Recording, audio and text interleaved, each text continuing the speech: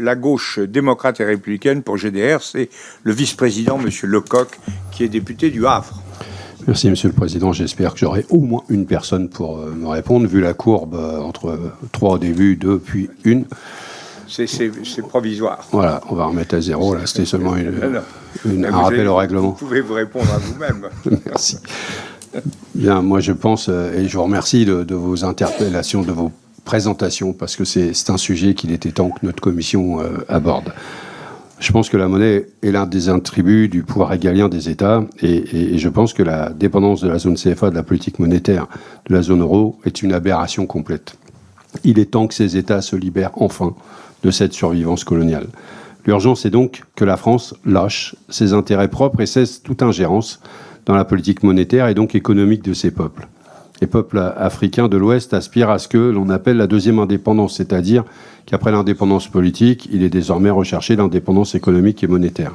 Peut-être que la récente élection de Diomaye Faye au Sénégal en est aussi le résultat. Ce carcan monétaire qui, malgré la pseudo-réforme de 2019, n'a pas coupé le triple lien ombilical qui relie le CFA à la zone euro, permettant à toute entreprise, on n'a pas beaucoup parlé, présente dans la zone euro et qui fait du commerce dans la zone CFA, de bénéficier, 1, d'une sécurisation de ses investissements sur le long terme grâce à la parité franc CFA-euro, 2, de convertir ses profits réalisés en franc CFA vers l'euro grâce à la convertibilité illimitée, et puis de rapatrier ensuite ses capitaux vers la zone euro, ce qui limite largement les rentrées fiscales par ces États.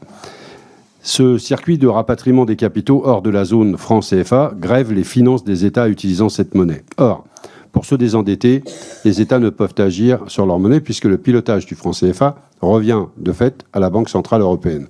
La boucle est bouclée. Comment agir aujourd'hui pour améliorer cette situation ? Vous avez abordé un certain nombre de solutions. De nombreuses solutions semblent exister. Ce sera au peuple et aux États de faire leur propre choix. En attendant, nous sommes à la Commission des Affaires étrangères en France. Qu'est-ce que la France peut faire pour pousser vers une réforme des droits de tirage spéciaux, par exemple ? Ce panier constitué par les plus fortes devises du monde et du Fonds monétaire international pour permettre un financement plus juste de ces économies qui souffrent. Et comment faire, d'après vous, pour accélérer à la fois l'aide de ces États qui souffrent de cet archanisme monétaire et pour les aider à terme et selon leurs conditions pour sortir de cette situation ? Et enfin, j'insiste aussi sur la question des BRICS et des BRICS+, parce qu'ils ont évidemment dans toutes leurs réunions la question monétaire qui est posée et leur approche par rapport à l'Afrique. Et ça me semble important que l'on vous entende à nouveau là-dessus. Je vous remercie. Vous avez vu, je vous ai pas mis le petit. Et vous avez vu ? Je sais que ça vous irrite, mais je sais que vous surveillez très bien votre temps de parole, monsieur. Monsieur Cabriac, je crois que c'est peut-être vous qui pouvez répondre. Enfin, tous les trois peuvent répondre, mais je crois que ça ne s'adresse plus directement à vous. Alors, je ne sais pas si ça s'adresse à moi, mais effectivement, je voulais faire une réponse sur 3 points, parce que je crois, monsieur le député, que votre intervention illustre bien ces 2 pôles du débat, le pôle symbolique et le pôle, si je puis dire, économique, et les contradictions qu'il y a entre eux. Vous avez dit c'est une aberration complète de rattacher ces monnaies par un taux de change fixe à l'euro. Je voudrais répéter que c'est un choix qui est fait par une majorité de pays en développement, une grande majorité. Donc c'est peut-être une aberration, mais c'est pas quelque chose qui est seulement un archaïsme issu de la période coloniale. C'est un choix économique qui a été fait. Justifié ou pas, on peut en discuter, et je pense que le débat doit être très ouvert pour en discuter, mais en tout cas, je pense que le terme aberration et reste colonial illustre plutôt le côté symbolique du débat que le côté réel. Vous avez parlé d'un sujet qui n'a pas été évoqué encore aujourd'hui et qui est la sortie des capitaux, qui est aussi quelque chose qui a été invoqué. Alors, il y a plusieurs... C'est très difficile de regarder les sorties de capitaux illégales ou informelles, parce que justement, elles ne sont pas répertoriées.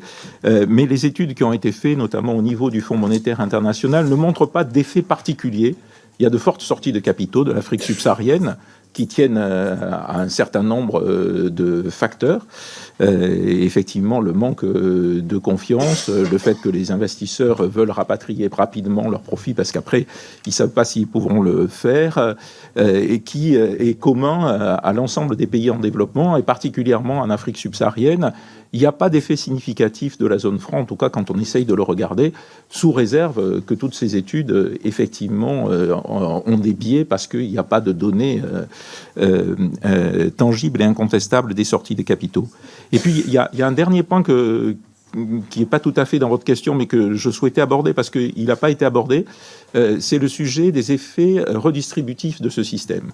Souvent, on a dit dans le passé, et dans un passé encore relativement récent, c'est un système qui profite aux élites de ces pays parce que ils vont pouvoir financer leur appartement en France, leurs dépenses en France, leur consommation, leurs enfants qui viennent faire des études en France. Et à l'inverse, ça désavantage les plus pauvres, qui sont les paysans, les agriculteurs, qui souffrent de la faible compétitivité de leur production locale par rapport aux produits alimentaires importés. Et il y a tout à fait une réalité dans cette critique. Mais il y a une autre réalité aussi, et je vous renvoie à une étude qui a été faite récemment sur la Ferdi, qui démontre effectivement qu'il n'y a pas d'avantage significatif en termes de développement économique et de croissance, mais qu'il y a un avantage quand même en termes de stabilité monétaire, et que cet avantage en termes de stabilité monétaire, il a des effets redistributifs positifs. Pourquoi ? Eh bien, on l'a vu lors de la dernière poussée d'inflation en France, parce que quand il y a de l'inflation, c'est d'abord les pauvres qui en souffrent. Et quand il y a de l'inflation, et qu'en plus il y a une dollarisation de l'économie, c'est encore plus les pauvres qui en souffrent, parce qu'eux, ils ne peuvent pas accéder au dollar, ils ne peuvent pas accéder à une monnaie étrangère, ils ont beaucoup plus de difficultés, et leur monnaie, elles font à une vitesse très rapide. Donc, il y a des effets redistributifs positifs, et je vous renvoie à cette étude de la Ferdi du système de taux de change fixe, du système tel qu'il est aujourd'hui, et c'est quelque chose probablement à pas oublier non plus dans l'équation. C'est très précieux conseil de lecture. Le dernier orateur inscrit au titre des groupes, je ne dis pas au nom des groupes, car c'est un non-inscrit, c'est Monsieur Dupont-Aignan. Merci, Monsieur le Président. Merci aux intervenants pour ce débat extrêmement important pour l'avenir de la relation de la France avec l'Afrique. Moi, je ferai deux remarques, l'une politique et l'autre économique, et je vous poserai deux questions. La première, c'est qu'il n'y a pas de souveraineté. Si, heureusement que tu es là pour m'aider à défendre la nation. Excellent conseiller en communication. Premier point, et on a perdu l'habitude dans notre pays, c'est qu'il n'y a pas de souveraineté nationale sans souveraineté monétaire.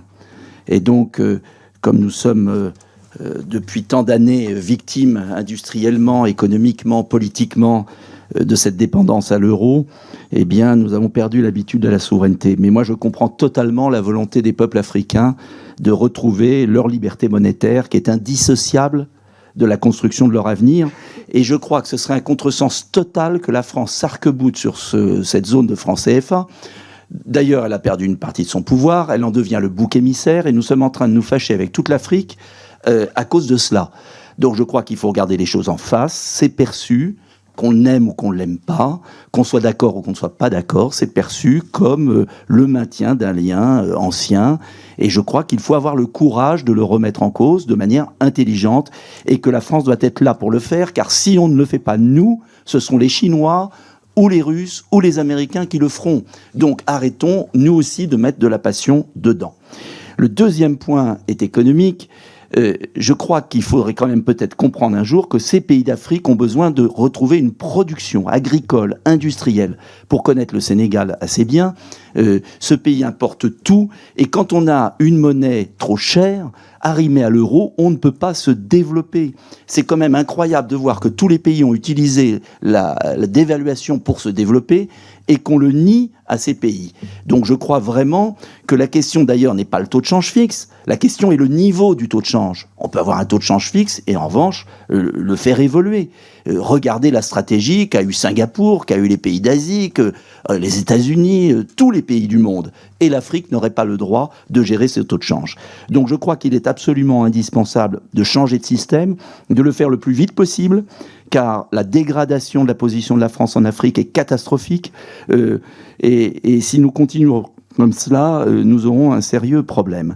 Alors moi, la question est très simple. La difficulté, bien sûr, c'est que certaines élites africaines profitent à mort de ce système et qu'il faut absolument trouver la solution de changer de système. Est-ce que c'est pas finalement par un retour à des monnaies nationales dans les pays qui le peuvent, Sénégal, Côte d'Ivoire, etc.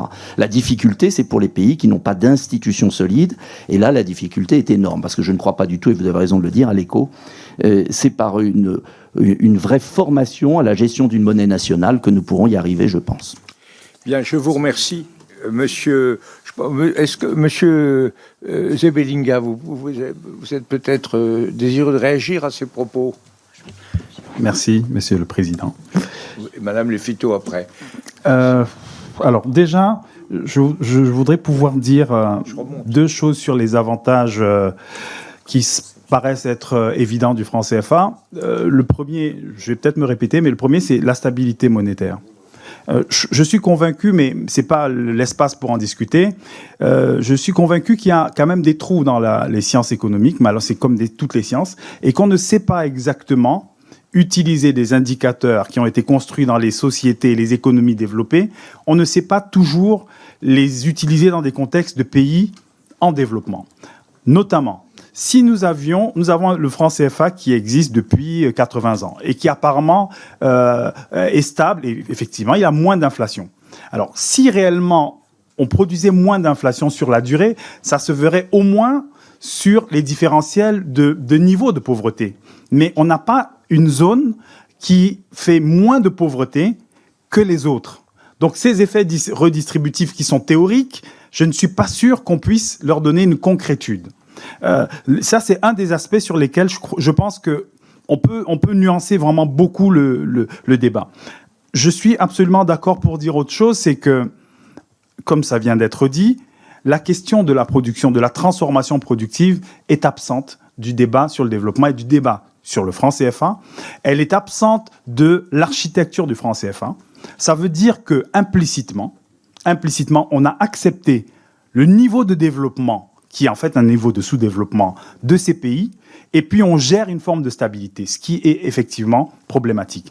J'en veux pour preuve, c'est que vous n'allez pas trouver, même dans les rapports, vous n'allez pas voir le niveau d'industrialisation de ces pays. On n'en parle plus. À un moment, on a même parlé de désindustrialisation précoce. Vous voyez ? Et donc, c'est finalement assez normal que les gens se sentent mal, qu'on ait d'un côté des indicateurs qui donnent l'impression que tout va bien, mais que les gens, concrètement, ne se sentent pas si bien que ça. Et je ne pense pas qu'il soit complètement dans l'irrationalité. C'est peut-être qu'on n'a pas les bons outils. La solution, probablement, à mon sens en tout cas, serait, d'une part pour la France, à mon avis, de retirer sa garantie et de laisser les pays s'organiser, parce que ça restera de leur domaine. Ils ont des agendas avec l'Union africaine, ils ont un agenda 2063, ce qu'ils peuvent mener, et je pense que c'est peut-être la solution. Mais au sein de cette solution, je crois qu'il faudra aller vers des monnaies que je dis panafricaine, transformationnelle, alternative et holistique. Je n'ai pas le temps de développer. Panafricaine, c'est solidaire. Mais en tout cas, transformationnelle, c'est la transformation productive. On doit avoir, dans la gouvernance des monnaies, intégré des indicateurs de transformation économique. Sinon, on va avoir de la croissance sans développement. C'est très clair et très intéressant comme perspective, même si c'est évidemment pas très facile à mettre en œuvre. Est-ce que Madame Lafitau voulait ajouter quelque chose ou pas? Vous n'êtes pas obligé. Oui, tout est possible. Ok. Très rapidement, effectivement, je pense que la bonne question, c'est de savoir quel est le meilleur système monétaire pour accompagner le système productif dans la zone. Et c'est ce qu'on a essayé de faire en ayant une réflexion sur quel est le meilleur système monétaire, c'est-à-dire par rapport au régime de change. Vous avez posé la question des monnaies nationales. Donc ça, on l'a abordé avec tout pays a la capacité de sortir de l'Union. Ça comporte des avantages et ça comporte des inconvénients. Sur les risques, j'en ai parlé, il y a un risque au niveau de l'endettement. Il y a également un risque, on en a parlé sur les réserves de change. Est-ce qu'ils ont suffisamment de réserves de change pour arriver à maintenir une future monnaie qui aurait une valeur stable? Et donc ça, par exemple, les pays de l'AES ne remplissent pas ce critère, le Sénégal très peu. Et puis, je dirais que sur la velléité d'avoir une monnaie nationale, il me semble que c'est en contradiction avec ce qu'on voit dans la volonté panafricanisme de ces pays qui souhaitent plus d'intégration régionale. Or, si vous souhaitez plus d'intégration régionale, il me semble que c'est contradictoire de sortir d'une union. Voilà. Je vous remercie. Les groupes se sont exprimés. Maintenant, j'ai encore quelques questions donc individuelles, comme on dit, 1 minute chacun. Je crois qu'on va demander, vous allez vous adresser à l'un de nos, pas aux trois, à celui de, ou alors sinon si vous le faites pas, je le ferai. Et à la fin, quand nous aurons terminé, je crois que nos interlocuteurs, nos invités, pardon, pourront effectivement ajouter un mot de conclusion pour essayer de compenser la frustration auquel je n'ai pas cessé de les condamner. La première à poser la question sera Madame Klinkert, qui est députée du Haut-Rhin. Merci, Président. Question pour M. Bellinga. Jusqu'à l'arrivée du numérique, la population africaine n'avait pas accès aux moyens de paiement parce qu'il n'existait pas de modèle économique pour la bancarisation massive du continent. Avec le mobile money, tout a changé, évidemment. Ceux qui possèdent maintenant un téléphone portable ont accès à une solution de paiement universelle, un porte-monnaie électronique qui est disponible sur tous les smartphones. Et ce système met fin peu à peu à un système qui reposait sur l'argent liquide et l'argent informel. Est-ce que cela peut contribuer à une meilleure traçabilité des fonds, aussi bien pour les États que pour les éventuels fonds illicites? Je vous remercie. Merci. Vous posez la question à qui? Pardon. À Monsieur Zebelinga. Alors, attention, réponse 1 minute, Monsieur Zebelinga. Est-ce que je pense surtout que ça, en tout cas dans les rapports, ça participe de ce qu'on appelle l'inclusivité monétaire, c'est-à-dire des gens qui n'avaient pas la possibilité d'avoir des comptes en banque, etc., eh bien, ils peuvent disposer d'argent et utiliser, faire circuler un peu plus la masse monétaire. Donc ça peut avoir un aspect positif. L'aspect qui est un peu plus problématique, c'est qu'on transforme des acteurs de l'espace télécom en banquiers quelque part un peu. Et donc, sans les mêmes règles, sans la même déontologie. Et donc, ça peut poser des problèmes. Mais je pense que c'est un ensemble d'innovations qui peuvent aller dans le bon sens. Ça, c'est certain. Mais le fond de la question, à l'arrivée, ça restera sur les aspects, à mon sens, sur les aspects productifs. Comment est-ce que le numérique éventuellement, mais surtout l'institution bancaire, l'institution financière et les arrangements institutionnels peuvent amener à créer des incitations pour aller vers de la production et la diversification productive. Merci, madame. Très bien, c'est un leitmotiv que vous avez tout à fait raison de souligner. Là, maintenant, la parole est à monsieur Alain David, qui est député socialiste de la Gironde. Merci, Alain, Monsieur le Président. Je voudrais revenir sur le souhait de souveraineté monétaire formulé par ces nouveaux dirigeants et par ces nouvelles élites africaines. Le débat peut parfois rejoindre, d'ailleurs, les débats qui pouvaient exister dans certains pays européens, dans lesquels l'indépendance de la BCE et la politique de l'euro fort pouvaient interroger. Ainsi, une faible croissance et un chômage élevé pouvaient constituer des problématiques apparemment plus préoccupantes qu'une faible inflation. Ces questions se posent beaucoup moins depuis que la crise sanitaire et que la crise financière ont poussé les pays européens vers la solidarité financière, les eurobonds, la dette commune, et finalement, à votre avis, une union monétaire élargie et ambitieuse et surtout solidaire, par exemple entre les pays de la CEDEAO, serait-elle de nature à éviter que la question ne soit montée en épingle? Merci. C'est une question que vous posez à qui? À celui qui veut la prendre. Bon, Madame Lefito. Ok, je pense que j'ai avoir déjà répondu sur la question de la CEDEAO. Effectivement, sur la CEDEAO, c'est ce projet date d'il y a 30 ans. L'idée de ce projet, c'est d'abord de faire une monnaie commune. Elle existe déjà en UEMOA, c'est-à-dire les pays francophones de l'Afrique de l'Ouest, et puis d'intégrer les 7 autres pays à la CEDEAO. Ce projet semble ne pas avoir d'avenir. Pourquoi ?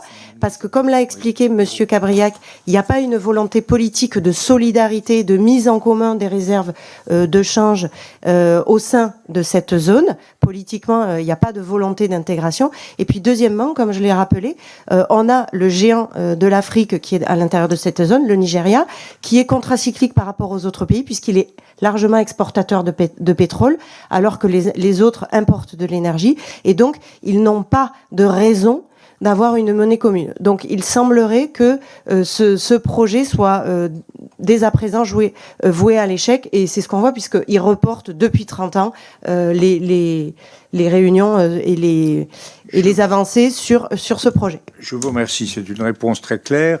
Maintenant, la parole est à Madame Galzi, qui est députée Rassemblement National de l'Hérault. Merci, Monsieur le Président. Madame, Messieurs, la France, en raison de son histoire avec l'Afrique, a participé à la création du franc CFA. Ce dernier fait l'objet de nombreuses critiques. Pour certains, il est considéré comme le symbole de la France-Afrique, tandis que pour d'autres, il est un outil économique pour le développement de ce continent. Les devises du franc CFA sont utilisées par une dizaine de pays d'Afrique centrale et de l'Ouest. Elles sont liées à l'euro, à un taux fixe garanti par le Trésor français. Plusieurs États africains considèrent par principe qu'ils doivent avoir leur propre monnaie. Ils pensent que ces devises sont devenues un inconvénient pour leur développement économique. Un pays qui déciderait de quitter le franc CFA, par exemple le Sénégal, devrait mettre en place une nouvelle monnaie stable. Pourra-t-il garantir son taux de change? Je vous remercie. Qui souhaite répondre? Monsieur Zebelinga, peut-être? La question pourrait se poser pour tous les pays qui ont leur propre monnaie. Et je me répète malheureusement, il n'y a pas de fatalité à ce que quand on change de monnaie ou qu'on sorte du franc CFA, que sa monnaie chute. La garantie, en fait, pour soutenir une monnaie fondamentalement, ça a été dit, il faut une gestion des réserves et il faudrait évidemment des institutions. Pour ce qui est du Sénégal, qu'est-ce qu'ils ont dit concrètement? Ils ont dit, soit nous passons par l'intégration régionale, la monnaie commune, la CEDEAO. Si le projet n'avance pas, donc l'échéance est 2027, alors nous procéderons à une sortie individuelle. Et ils ont précisé un certain nombre d'éléments. Premièrement, ils vont travailler sur le cadre macroéconomique, donc à avoir des bons fondamentaux macroéconomiques. Ils vont travailler à sécuriser leurs réserves, c'est ce qu'ils ont annoncé déjà, avant de sortir du franc CFA. Moi, je pense que, est-ce que le Sénégal peut le faire? Je pense que oui. Ils ont la légitimité populaire, ils ont également la maturité populaire, les gens sont prêts à les soutenir dans cette direction, et ils sont tout à fait conscients qu'une monnaie n'est pas forcément vouée à être tout le temps au même niveau. Voilà. Et je pense que oui, ce serait une bonne chose, ça entraînerait d'autres peut-être. Là encore, une réponse très claire. Madame... Monsieur Philippe Emmanuel, ah oui, d'accord, je vous en prie. Merci, Monsieur le Président, Madame, Monsieur, Messieurs. En mai 2020, l'Assemblée nationale a validé ce que les présidents ivoiriens et français Alassane Ouattara et Emmanuel Macron avaient négocié, c'est-à-dire officiellement entériné la réforme du franc CFA et annoncé l'objectif du passage vers une nouvelle monnaie, l'éco. J'ai en fait deux questions. La détérioration des relations entre la France et certains pays de l'UE-MOA, principalement du Sahel, est-elle de nature à remettre en question l'aboutissement, sinon l'existence de cette réforme? Dans un contexte où le franc CFA semble rejeté par de nombreux pays d'Afrique de l'Ouest et d'Afrique centrale, est-ce que le maintien de la garantie par la France ne serait pas de nature à nourrir et amplifier ce ressentiment? Dans ce cas, y aurait-il une autre alternative? C'est peut-être M. Cabriac qui pourrait se dévouer. Je me dévoue pas parce que je crois que vous posez des questions intéressantes et qui me permettent de revenir sur, me semble-t-il, deux points forts. En une minute, ça va être très difficile. Non. Parce que c'est un point fort de confusion du débat. C'est-à-dire qu'on dit qu'il faut réformer le système parce que il y a une forte demande de souveraineté monétaire, que ce soit au niveau régional ou au niveau national. Et en même temps, des propositions qui sont faites, par exemple dans mon voisin de droite, c'est que la France renonce unilatéralement à sa garantie. Ça me paraît totalement contradictoire. Il faut attendre la demande, et je crois que notamment le ministre des Finances français a été très clair là-dessus. Si les Africains demandent le retrait de la garantie, la France le retirera. Mais il n'y a rien de plus attentatoire à la souveraineté monétaire que de faire des actions unilatérales et de retirer la garantie. Même confusion dans le débat sur les unions monétaires. Il y a des tendances centrifuges évidentes. Et pourquoi le Sénégal et pourquoi en ce moment? C'est pas seulement parce qu'il y a eu un changement de régime démocratique, parce que le Sénégal va devenir un producteur de pétrole et donc va avoir ses propres réserves et qu'il n'a pas envie de le partager alors qu'avant, il en bénéficiait. Et ça, c'est un degré de mutualisation très fort. C'est-à-dire que, comme l'a dit Madame Lafitau tout à l'heure, la Côte d'Ivoire est allée emprunter sur les marchés internationaux pour contribuer aux réserves globales à des taux très élevés, dont elle supporte le poids et dont elle fait profiter les autres, les pays sahéliens, le Sénégal. Et on voit bien aujourd'hui dans les réactions de ces pays, et notamment du Sénégal, qu'à partir du moment où ils deviennent non plus bénéficiaires, mais pourvoyeurs de devises du système, il y a des tendances centrifuges. Et là, c'est aussi une petite confusion entre le débat politique et le débat économique, parce que ces tendances centrifuges qui ont une réalité économique forte, eh bien, elles sont contredites par le discours politique qui est toujours celui de créer une monnaie. Et je trouve, et là, ce sont des propos que j'attribue uniquement à moi-même, je trouve quand même assez extraordinaire d'essayer de justifier ce retour pour des raisons probablement relativement égoïstes à une monnaie nationale par une perspective de monnaie régionale, voire panafricaine, dont on sait très bien qu'elle est au mieux à très long terme et au pire fantasmatique. Donc il y a beaucoup de confusion dans ce débat et on demande tout et n'importe quoi et parfois des choses contradictoires. C'est très clair. Madame Ercilia Soudé, qui est députée de la France Insoumise, de la Seine-et-Marne, si je ne me trompe pas. Merci, Monsieur le Président. Alors c'est un fait, le franc CFA, monnaie arrimée à l'euro, ne permet pas un développement favorable des économies locales. Comment des politiques monétaires établies en Europe pourraient-elles prendre en compte les réalités locales en Casamance ou à Yamoussoukro ? La Macronie ne cesse de s'étonner du sentiment dit anti-français régnant dans ces pays et semble effarouchée face à une jeunesse qui exprime des idées décoloniales et revendique la suppression du franc CFA. Les populations ne sont pas dupes d'un gouvernement français qui entretient un système néocolonial, en soutenant les autocraties pour garantir ses intérêts comme au Tchad, en maintenant sous pression économique des peuples qui veulent se libérer d'une oppression monétaire comme au Mali ou au Burkina Faso. La diplomatie française a toujours préféré les solutions simples, la facilité de l'autocratie plutôt que la souveraineté des peuples, les vestiges monétaires coloniaux plutôt que des économies souveraines. N'est-ce pas ce qui, aujourd'hui, asphyxie la mise en application d'une réelle alternative au franc CFA ? Merci, Madame la députée. Quel est celui ou celle d'entre vous qui souhaite apporter une réponse à Madame Soudé ? C'est pas une question. C'est pas une question, donc ça n'a pas de réponse. C'est une profession de foi, Madame Soudé. Maintenant, c'est Monsieur Jérôme Buisson qui va parler pour 1 minute. Oui, merci Monsieur le Président. Monsieur Zebelinga, vous militez pour la fin du franc CFA pour les pays qui le souhaitent, et c'est à eux de le décider. Ils sont d'ailleurs libres d'en sortir. Que faites-vous ? J'ai 2-3 questions. Que faites-vous des pays qui souhaitent y rester ? À ceux qui ne sont pas capables actuellement de s'en passer. C'est aussi une réalité économique et non seulement colonialiste. Vous dites que le franc CFA n'apporte pas un plus aux pays qui le pratiquent, mais avez-vous d'autres éléments pour nous éclairer sur quoi c'est un poids ? Et si l'Afrique, vous savez aussi, un pays souverain peut l'être avec sa propre, peut perdre sa souveraineté même avec sa propre monnaie. Si l'Afrique a tourné la page de la colonisation, et l'Europe aussi, il reste en effet des marques de cette période, comme il reste en France, j'allais dire parfois des marques de l'Empire romain ou napoléonien. Est-ce qu'il ne mérite pas d'être sauvé pour le bien des économies africaines, car c'est là la seule question qui vaille. Parce qu'à vouloir l'écho, ils vont parfois se retrouver peut-être avec le bitcoin ou avec le dollar, ou même une domination chinoise. Donc il faut peut-être bien réfléchir. Merci. Je vous remercie, monsieur le député. Bien, comment ? C'est monsieur Zebelinga qui répond parfaitement.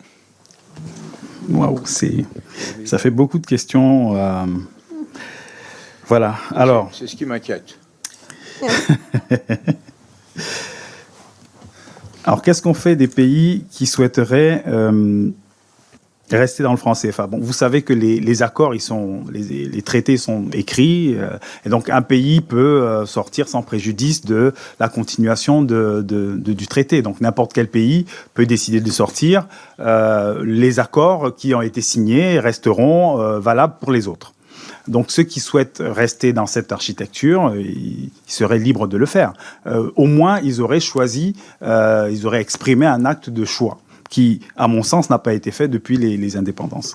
Est-ce qu'il faudrait sauver des marques ou aller vers l'éco? Sauver des marques, il y aura toujours une trace, de l'histoire. On est tous faits d'histoire. La question, c'est qu'à un moment donné, il faudrait aussi que les pays se déploient avec leurs propres ressources, etc. Aujourd'hui, vous voyez, notre débat aujourd'hui, on discute comme si on avait le choix entre le franc CFA et le franc CFA, comme si on avait le choix entre des unions monétaires et des unions monétaires. Alors qu'on doit justement, les pays africains en tout cas, doivent mettre plus d'intelligence et chercher à faire de l'innovation. Rien n'empêche d'avoir des systèmes qui soient solidaires, des systèmes monétaires solidaires, sans forcément avoir une monnaie unique. On peut avoir un degré de mutualisation des réserves, par exemple, ou des degrés d'assistance mutuelle. Par exemple, ce qui avait été proposé à certains moments et qui existe, c'est des lignes de crédit qui pourraient être négociées. Donc, il y a une architecture qu'on peut créer qui ne se limite pas au change fixe, au change flexible et aux unions monétaires telles qu'elles existent. Et là, je suis d'accord avec vous, la réflexion n'a peut-être pas suffisamment avancé dans ce sens-là. Donc la suite, à mon avis, c'est d'abord la volonté des peuples, la volonté des États, et puis le projet. Le projet principal, c'est un projet transformationnel global. La monnaie s'inscrit au sein de ce projet transformationnel. Il faut comprendre aussi que la question qui se pose, c'est que les Africains ont vu pendant 2 décennies un certain nombre de pays en développement passer de pays en développement, pays pauvres, pays émergents, aujourd'hui à pays quasiment puissants. Et que pendant le même temps, avec les instruments qui étaient entre autres le CFA, mais pas que le CFA, la coopération avec l'Europe, etc., eh bien, en fait, le sous-développement a stagné. Et il y a aussi, par rapport à ça, une frustration et un besoin de changement de paradigme. Je vous remercie. Je crois que vous avez conclu pour votre part, Monsieur Zebelinga. Je crois que tout le monde a compris votre message, qui est un statu quo fondamentalement insatisfaisant à vos yeux sur plusieurs points et une perspective transformationnelle qui reste effectivement à dessiner, à articuler plus précisément. Est-ce que, Monsieur Cabriac, est-ce que vous voulez conclure pour ce qui vous concerne? Alors, je vous demande tous les deux. Vous avez écouté, vous avez participé à ce débat. Je vous demande d'en retirer en 1 minute ce qui vous paraît être l'enseignement capital. La doctrine des grands communicants, USM, un seul message. Quel est votre message, M. Cabriac? Je crois que mon message, c'est un message de cohérence et que si le problème est une perception d'une souveraineté monétaire qui a été confisquée par la France, eh bien, le rôle des autorités françaises dont vous êtes, c'est de respecter la volonté des peuples. Et donc, de n'intervenir premièrement que sur ce sur quoi nous avons effectivement le droit et le devoir d'intervenir, qui est la garantie française, et de l'aménager, de la retirer ou de la maintenir, mais aussi en fonction de la demande de ces États. Voilà. Et il est quand même très clair que le débat brouille le fait qu'il n'y a pas vraiment de demande. Une expression du fait qu'il n'y a pas vraiment de demande, c'est que si vous imaginez une zone monétaire dans laquelle 4 pays, c'est-à-dire presque une majorité de pays, réclament de sortir de cette union monétaire, vous imaginez que normalement, il devrait y avoir une perte de confiance totale dans la monnaie. Et comme l'a dit Madame Lafitau, c'est pas du tout le cas. C'est très clair. Et pourquoi? Eh bien parce que je crois que les opérateurs économiques ne croient pas du tout qu'il y a vraiment à ce stade une demande réelle, en tout cas des gouvernements, des opérateurs économiques. Très bien, vous avez utilisé votre temps de parole. Très bien. Le USM était... alors maintenant, l'USM de Madame Lafitau. Oui, je conclurai en disant qu'il me semble que l'évolution de la collaboration monétaire entre la France et les pays de cette zone était une relation historiquement qui était verticale, qui va de plus en plus vers une relation horizontale. Il me semble que ce sont des éléments positifs sur lesquels il faut continuer à réfléchir, à travailler. C'est ce qu'on fait ce matin avec les 3 experts qui sont là à discuter avec vous. Et je pense que, comme l'a expliqué également Monsieur Cabriac, la France doit collaborer et ne pas et attendre effectivement, comme il l'a expliqué, le souhait des Africains qui formuleront eux-mêmes leur souhait quant à l'évolution ou pas de leur dispositif monétaire. Je vous remercie. Merci, merci. Moi, mon message, mon unique message, c'est de dire que j'ai bien écouté tout cela, nous avons tous écouté tout cela, que manifestement les conséquences des décisions que l'on prend sont beaucoup plus lourdes, positives ou négatives pour l'Afrique que pour la France, et qu'après avoir exercé une influence décisive, prépondérante et parfois impériale sur les décisions de cette zone, notre premier devoir, c'est de respecter la volonté des pays africains, quelle qu'elle soit. Et on a vu, en écoutant les uns et les autres, que c'était un choix complexe qui leur était offert. Rester, ne pas rester, transformer. Tous ces choix sont très difficiles, mais je pense que notre pays doit être à l'écoute des Africains. Nous avons une boîte à outils que nous pouvons mettre, que nous mettons à leur disposition. Ils s'en servent à leur manière et je crois que c'est cette disponibilité de la France qui me paraît être la sagesse pour un pays comme le nôtre, quels que soient les choix. On a vu qu'ils étaient très différents les uns des autres. Respectons la souveraineté des États africains. C'est à eux de prendre leur destin en main et offrons-leur les possibilités d'avancer qu'ils souhaitent obtenir de nous. Voilà, je crois, ce message d'humilité que je pense nous devons tirer de cette remarquable table ronde que vous avez animée, Madame et Messieurs. Je crois que nous avons tous énormément appris. Nous avons été tout à fait éclairés sur cette situation éminemment complexe. Je cite toujours Sampé dans ces cas-là. Vous savez, les 2 albums de Sampé, premier volume, rien n'est simple. Deuxième volume, tout se complique. Et en réalité, c'est bien. Non, ben, c'est pas vrai. Il y a un 3e volume. En réalité, tout peut se décanter à la condition que nous sachions nous respecter les uns les autres et que notamment la France ne se sente pas, elle ne se sent pas, d'ailleurs de moins en moins, la volonté de faire le bonheur des gens malgré eux. Nous sommes à leur service et c'est à eux de prendre des choix qui sont, comme vous l'avez rappelé les uns et les autres, très difficiles. Merci Madame, merci Messieurs. Nous avons une décision à prendre qui n'est pas négligeable. Je suspends